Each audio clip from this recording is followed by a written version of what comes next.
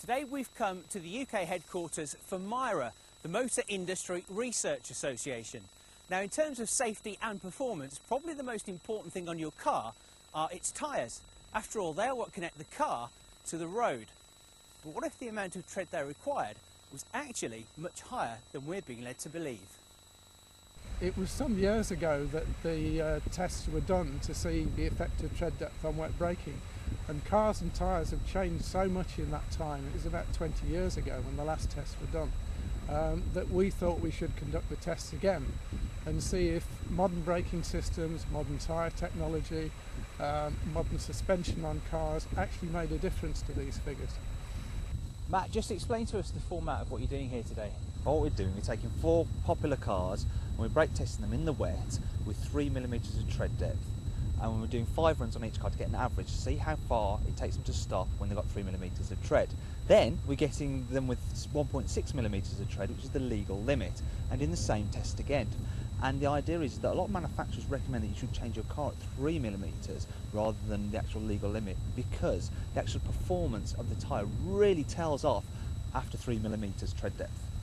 So the first step of the process was to send all 4 vehicles onto the wet strip with tread depths of 3mm. The team measuring the average braking distance from 70 miles an hour down to standstill across 5 runs per car. With the results logged, it was back to the garage for a change of tyres.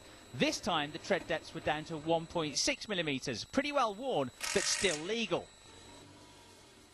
The Audi A4 was the first to head back out with 1.6mm tread. And the difference was immediately apparent. The result, an average braking distance that increased by some 30 metres. And that's around an extra 6 car lengths. Next up, the Toyota RAV4. Again, the point of using 4 cars was not to compare the braking distance of each model, but to measure a cross-section of cars with different weights, since the weight that the tyres have to carry is a key factor. This time the car took an extra 37 metres to stop, and it was still doing 50 miles an hour at the point at which the same car on 3mm tread had stopped. A pretty conclusive result. And the results for the Clio were very similar. On average, an additional 38 metres braking distance on the 1.6mm tyres, and again the car was still travelling at 50 miles an hour, where it would have stopped with the 3mm tyres on. The final car to be put to the test was the Ford Focus. This time the car took an extra 44 metres to stop on the 1.6mm tread. That's around 9 car lengths.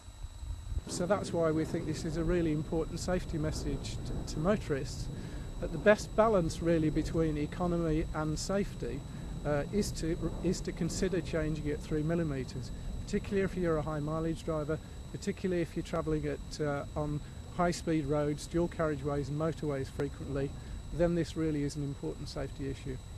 And Continental estimate that changing tyres that little bit earlier, when down to a 3mm tread, would only cost around another £20 per year. It's a small price to pay to be able to stop safely on wet roads. And certainly much less costly than the alternative.